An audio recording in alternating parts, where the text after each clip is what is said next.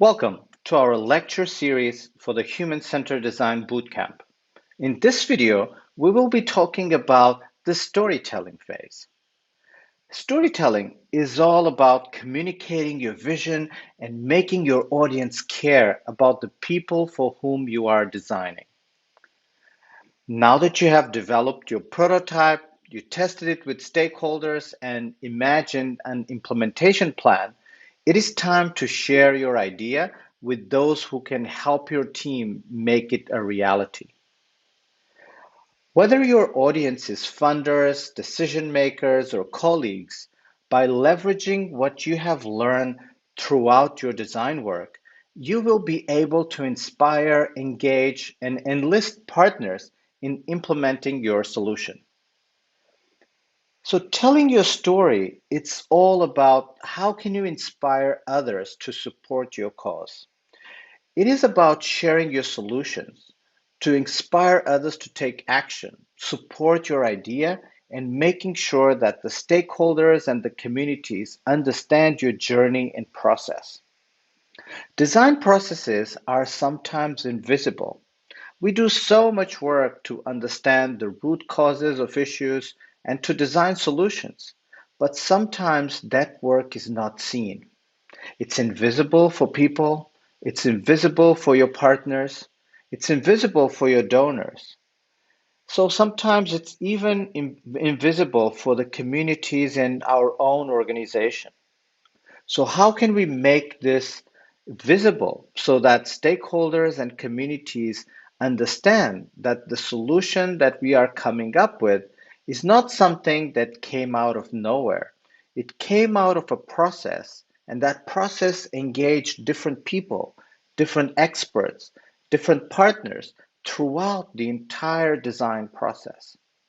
Probably it was the result of a long process of consultation, of brainstorming, of taking decisions, and telling your story should reveal that process so that people not only understand your endpoint, but your journey. In the storytelling phase, we are usually converging by creating a narrative that will highlight the strategic aspects of the project while also maintaining a focus on the stakeholders we met, the problems we discovered, the solutions we tested, and the feedback we received. The activities in the storytell phase are designed to help you synthesize what you learned from your design work and prepare to share your insights and ideas in a human-centered way. The goal of this phase is to help you develop an approach to communicating what you learned about your solution and why it has the potential to meet the stakeholders' needs. At the end of this phase, you should be clear on how you plan to communicate about your solution and its potential. Storytelling is historically and culturally understood as an innate human quality, and thus human-centered design, by its very definition, cannot ignore it. Since the very beginning of humankind, we shared knowledge through stories. Most of us are used to tell stories to our kids, to our family members, to our colleagues.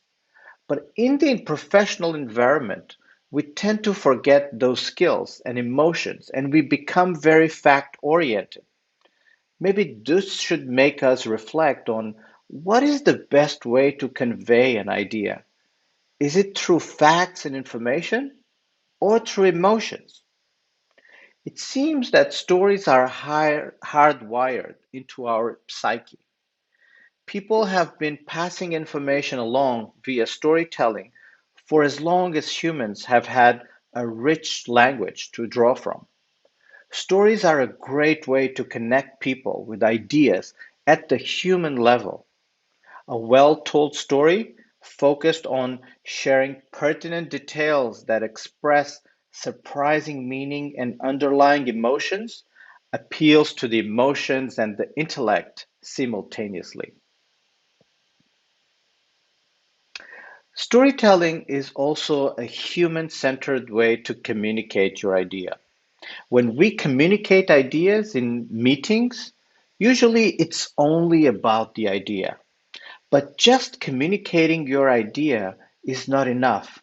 It's not only about your solution, it's also about the people that will benefit from that solution. You might not know, but our brain produces oxytocin after listening to a character driven story. In storytelling, we combine the strategic aspects of our solution as well as a focus on the stakeholders we met, the challenges we identified, and the potential impact we expect to have in their lives.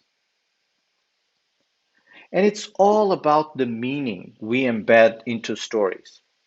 And there is this great analogy that I heard just a couple of days ago in a podcast where they were talking about three people that had the same occupation. They were construction workers. And and this guy goes to talk to these three construction workers and ask them, "So what do you do?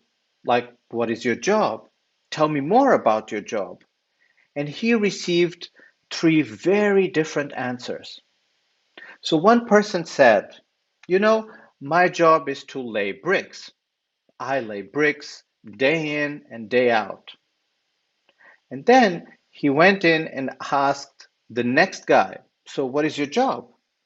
And he said, "Well, I'm building a church." So that's how he described his job.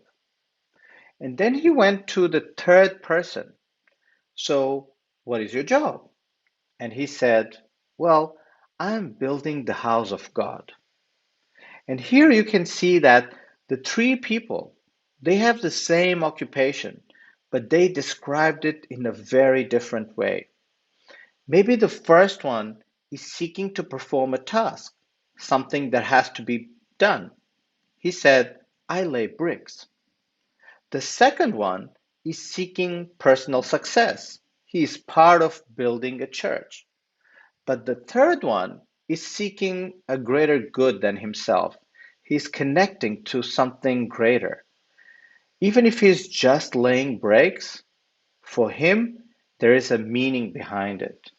So even if they had the same job, they communicate in a different way. The way as a listener, the way you experience what people do can be different because of the words they use and the meaning that they attach to it. So stories are very, very powerful because you can embed a lot of meaning into them. And if you can't tell it, you can't sell it. So you might have a great idea, but if you are not able to sell it or tell it, well, nobody is going to support you. So why storytelling is so important? There are too many great ideas in the world, but so many of those never see the daylight. The idea might be great, but if you and your team are not able to create the necessary change in the organization or to gather the necessary support and energy for your idea to be taken forward, then your idea might not become a reality. And historically, stories have always been igniters of action, moving people to do things. I recall a book that I read recently about the story of the Aga Khan Rural Support Program in Pakistan and India, and the stories of how people 50 years ago came together and used a design process similar to human centered design called the PRA, Participatory Rural Appraisal. This was a participatory design approach that AKF pioneered, and it's amazing to see and read the way people would come together and design programs and change community lives by using stories and working together in collaboration. Also, stories have the ability to motivate, to influence, to change, and create connections. So, in that way, they are very, very powerful. Stories can move, mobilize, and motivate people toward change and action. There's actual cold, hard science behind how storytelling works. Narrative sticks in our brain, moves us literally, and increases empathy. Functional magnetic resonance imaging (MRI) machines show that certain language, such as descriptive and figurative, lights up neurological regions that incite action and movement. And also, stories help us to remember. When we hear powerful and emotional stories, our brain often releases dopamine, and dopamine helps us to remember the experience with greater accuracy. And every story takes us on a journey. As a listener, you might be listening to words, but in your mind, your imagination is seeing things. So if you are telling me how you went up on the Himalayas mountains, well, if I'm listening to that story, I'm kind of going there as well in my own imagination. So they take us on a journey, and that's really powerful. And characters are actually a great vehicle through which to express deep human needs and generate empathy and interest from your audience. Don't forget to focus on a character. And for us designers, stories are not just a messaging tool, they are an integral part of the design process. Without a story, many ideas fade along the way. Interventions don't succeed, projects fail, and people are forgotten. Stories and storytelling is what we create and do every day. From telling your partner how was your day to telling your manager how to move forward with the project, everything we say need to have a story behind so it can be understood and remembered. So, why do we use stories? Through stories, we move people, we convince them to support our ideas, and we encourage them to spread our message. I think I made this point well enough because stories capture imagination, inspire others, brings in funding, allowing us to identify and cultivate supporters and ultimately deepening our impact. That's why we use stories. And they help us to communicate the challenges that we are solving and the work that we are doing. It's a way to promote our work and get donors and partners to understand the importance of the things we do. We work on stories using the same process we apply to ideas by prototyping, getting feedback, and refining them.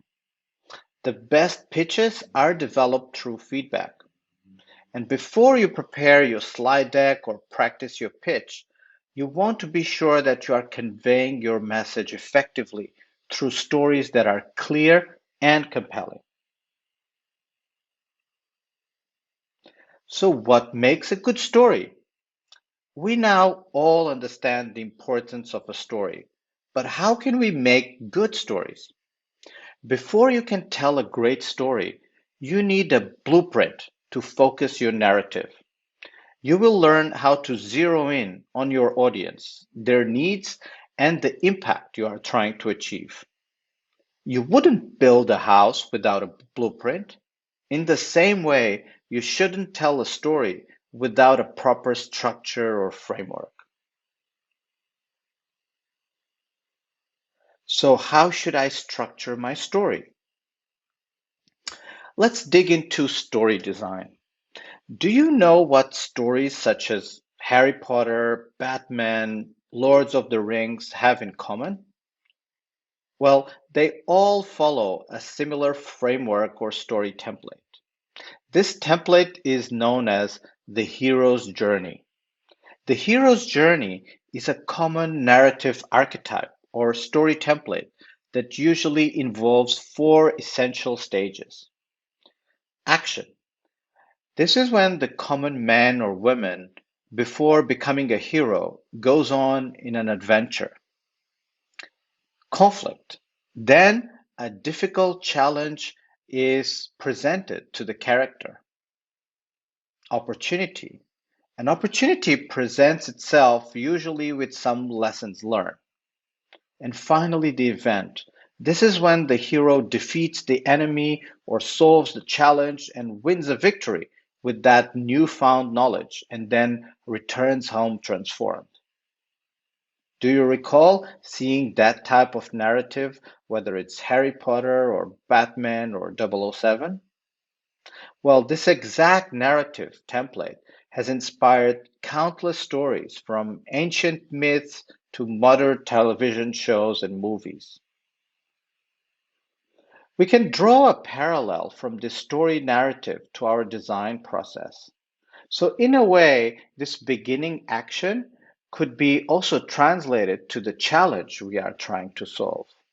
And then, as emotion and tension builds, we understand that there is a need to be fulfilled. We just don't know how.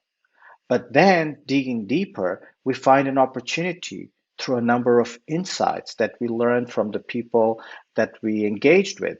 And finally, it comes to a resolution, our new point of view and our new solution that hopefully will impact people's lives.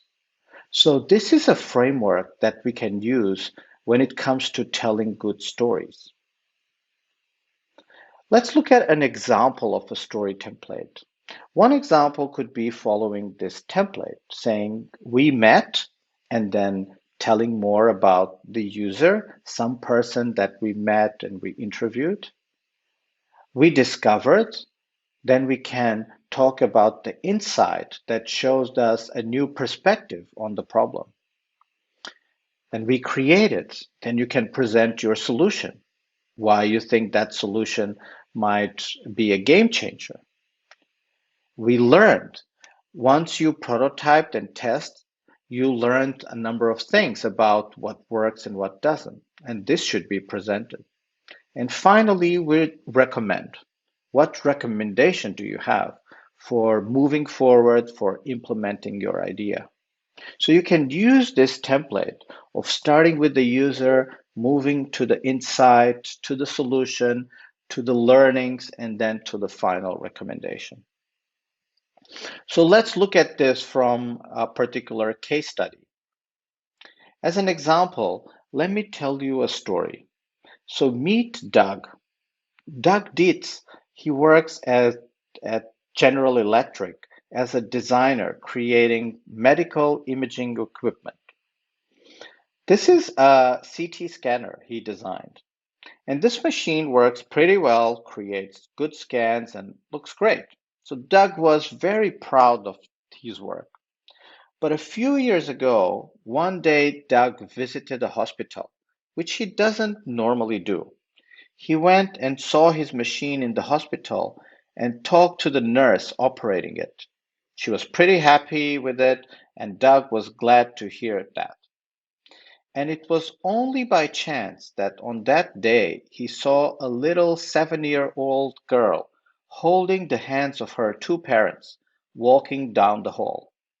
That little girl was sick and needed a CT scan, and he could see how scared she was. And he could see on her parents' faces how desperately they wanted to help her get through the experience. They walked down the hall and turned the corner into the room with his CT machine. And as soon as she saw his machine, she burst out crying. Doug wasn't so proud anymore. Actually, he felt like he had failed that little girl. And when he looked into more, he found out that sedating kids before medical scans was very common, just to get them through the experience, as high as 80% for MRI scans. He knew that this wasn't right, and he had to work on changing that. So, what he did was try to understand those little kids. Doug had just been to a D School workshop on human centered design, and he learned a lot about empathy. So when he got back home, he gathered a team, a team made of teachers and people from children's museums, and he also engaged with kids. Of course, these kids, even if they were sick, they just wanted to be like typical kids, being playful and having fun. One girl talked about how her big sister was going off to a camp and she wished she could also do that. He realized that instead of designing machines, he needed to design adventures for kids. And this was a big reframe of the challenge. And what he developed is the Adventure Series scanning rooms. This one is a camping adventure. Before the child comes to the hospital, she gets a backpack with a comic book telling her about the camping adventure. And when she gets there, she isn't greeted by the clinical nurse, but instead by the camp counselor. To get a good scan, she gets in her sleeping bag and holds still to look at the stars. There is no additional technology here. The decorations are vinyl stickers, like on the side of a bus. But the experience for those little kids is drastically improved. In the pilots, they have been able to get that 80% sedation rate reduced to near zero. So now let's look at how we can present that in a framework. Now we want to create a short pitch. And here's a tool that can help you do that. Like Doug's story, Make Us Care. So now that we want to create a short pitch, let's look at this tool that can help us to do so. And we are going to use the previous example of Doug. So we met Marie, a 7-year-old scared and uncertain with her sickness, who needs to feel safe and even playful during an MRI scan because she just wants to be a kid like her older sister. And because we have now discovered that she just wants to be a kid like her older sister, we must find a way to design adventures, not just machines, and stop terrifying kids. And we are doing that for all little kids like Marie who needs medical scans. So our current concept for achieving this is cozy camping adventures.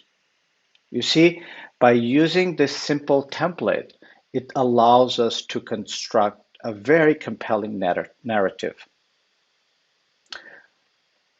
So let's look at how we can effectively pitch our solutions. The first question to ask is, who is your audience? In order to develop clear and compelling stories, it's essential to understand who your audience is and what do you want to achieve.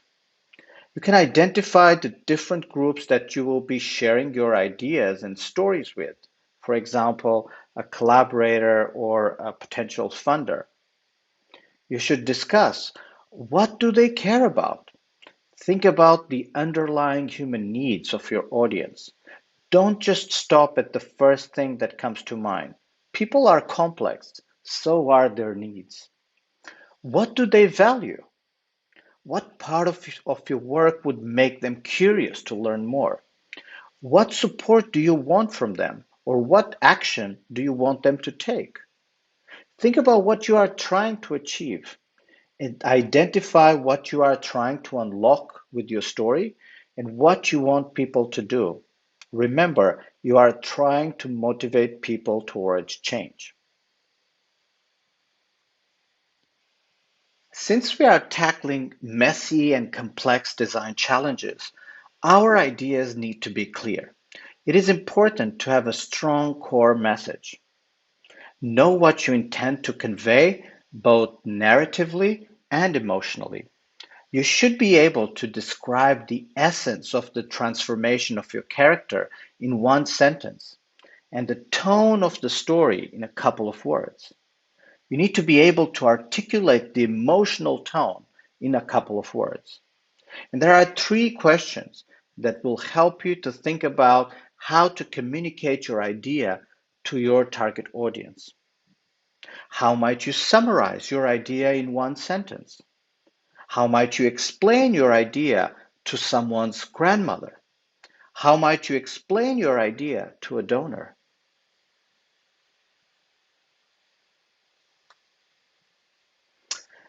The big idea. It is important to get to the point and stick to the point so your audience is clear about what you are asking of them. Bombarding them with too much information isn't going to serve you or your cause. Sometimes less is more. So the big idea is to understand what your story is really about. It's the one thing that you want to stick with your audience. Think of yourself as the director of a film that people have already shown up to see. What's the one thing you want them to remember when they are driving home afterward? Let's look at three examples tailored to different audiences. Summarize your idea in one sentence. Well, we could say we help small farmers thrive by providing them with the information and technology they need to maximize profits from their crops. How might you explain your idea to a grandmother? Well, we could say we help farmers anticipate how much they will grow and sell their crops directly to buyers before harvest. How might you explain your idea to a donor?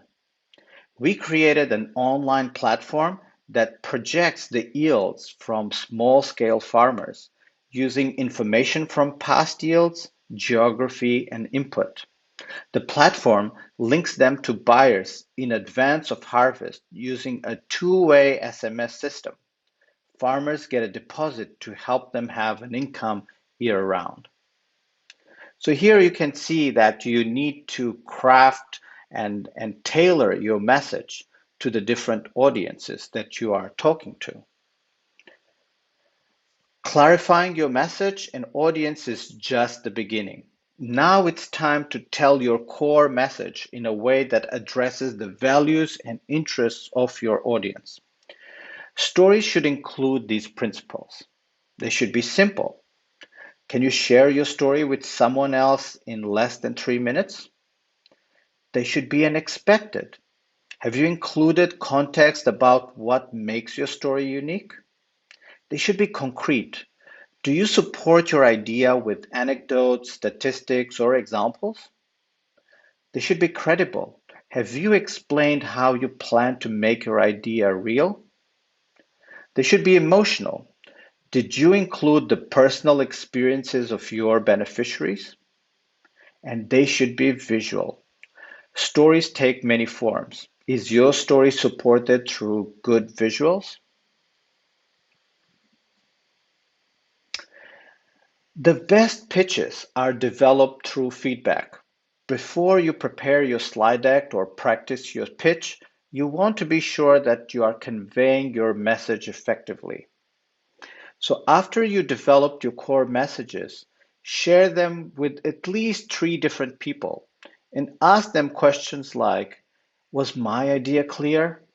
What questions do you still have? What would you change? What was confusing? And use that feedback to improve your narrative.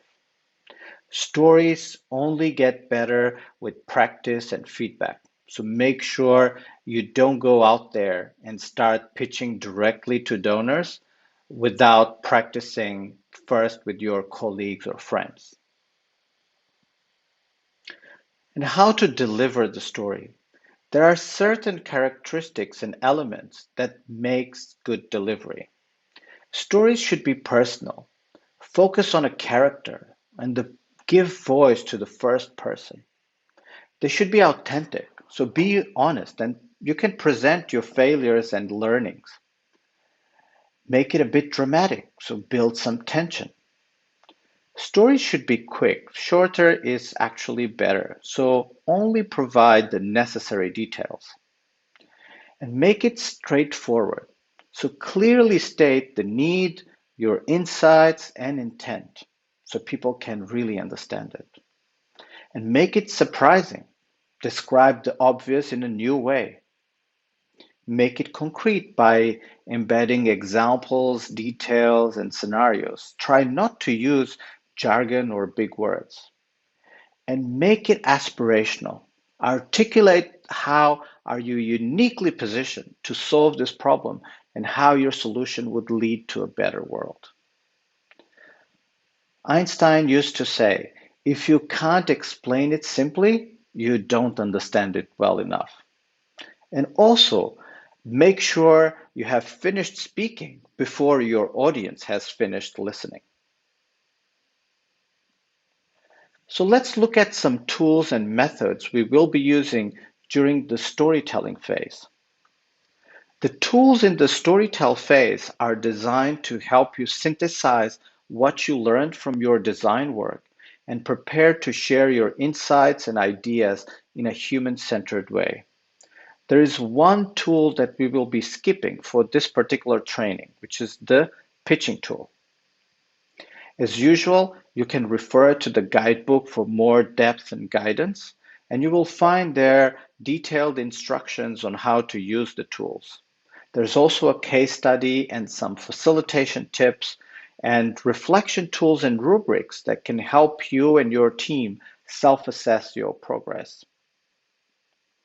The first tool I want to present to you is the storytelling tool.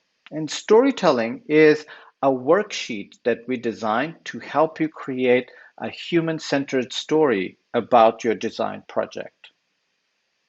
So what is this tool? Human-centered design is an approach to creative problem solving that puts the needs and emotions of the stakeholder at the center of the process.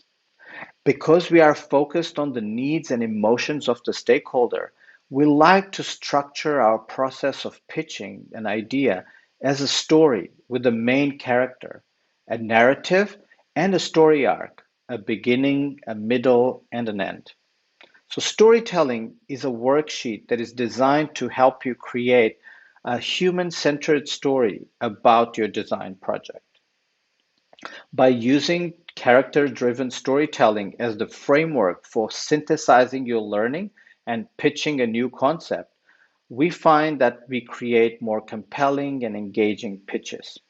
So use this framework to help synthesize what you learned in the design challenge and communicate your idea in terms of the needs and emotions of the stakeholder.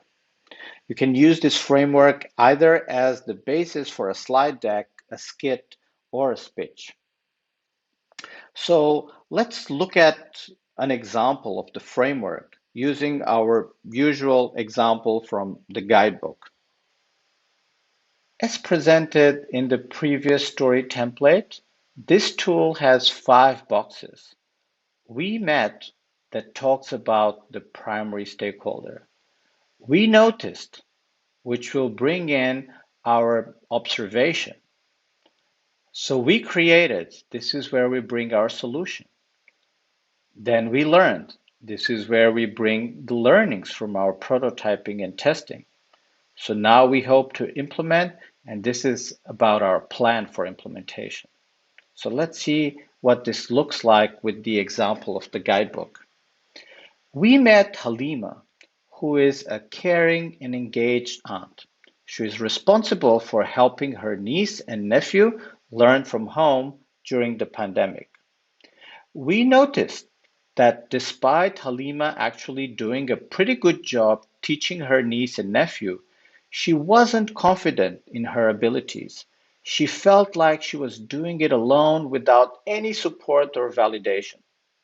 So we created a playbook for learning at home that would provide strategies for how to teach, how to build confidence, and how to help children create their own learning pathways. And then we learned that a written, expert-driven set of strategies would not likely be used because there is already so much out there like that, and it is not being utilized. We noticed how information is actually shared. We noticed that who shares the information really matters. We realized that information coming not from experts, but perhaps friends and other families would be more effective, especially if it was delivered in an entertaining, story-driven way. So now we hope to implement adventures and journeys for learning from home using storytelling. These stories will come from families and be relatable. In this way, families will be able to relate and build confidence around their own practices for teaching and learning. So, this provides us with a framework and a narrative of how we can go about telling our story. The project playbook is the last tool that I want to present you in this video. The project playbook is a document that not only tells the story of your design work, but also highlights the hopes you have for the outcomes your solution will create for stakeholders and the resources needed to implement this project. So now that you have completed your design work, it is time to gather all the insights you have gained and ideas you have developed into a visual presentation, a comprehensive visual document with all your learnings, insights, opportunity areas, and recommendations. By preparing a project playbook, you are creating a documentation that communicates to others the thinking behind your solution and a plan for how to implement your solution in a way that will have the potential to achieve the outcomes you seek to create for your stakeholders. We prepare the playbook template that you can use as a reference. So let's have a look. We prepared a number of slides that you can use and you can customize the way you feel suit. We have like a cover slide about your challenge. We have a slide in which you can place your team and your pictures. We have a section around the context. This is where you should put some information that is coming from your understand phase. You might bring in some statistics or some relevant information that you learned from your secondary research.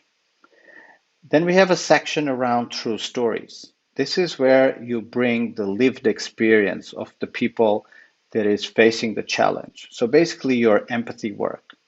Here we brought in Halima and some of her challenges and quotes.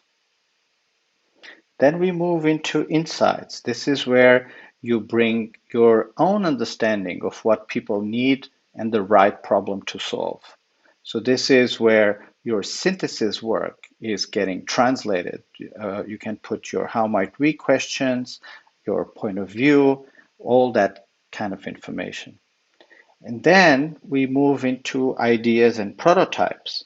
This is where you can present the idea that you came up with and how it evolved. So in this case, we are showcasing our playbook idea and how it evolved into various prototypes. And then finally, we move into what we learned. This is where you are going to present the learnings from the prototype and testing phase. You can present different pictures from your first prototype, your second prototype, and your field testing. And then finally, plan for implementation. This is about talking about your plan for moving forward.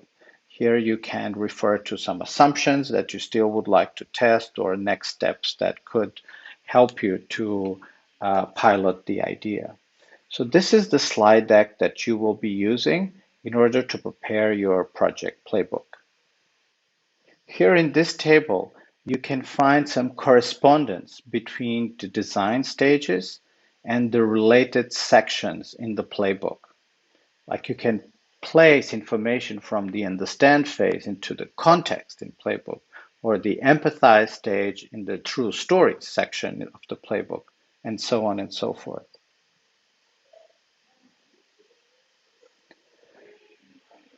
Advancing any project requires collaboration and support from others, whether through funding, sharing resources, or creating buy-in from others.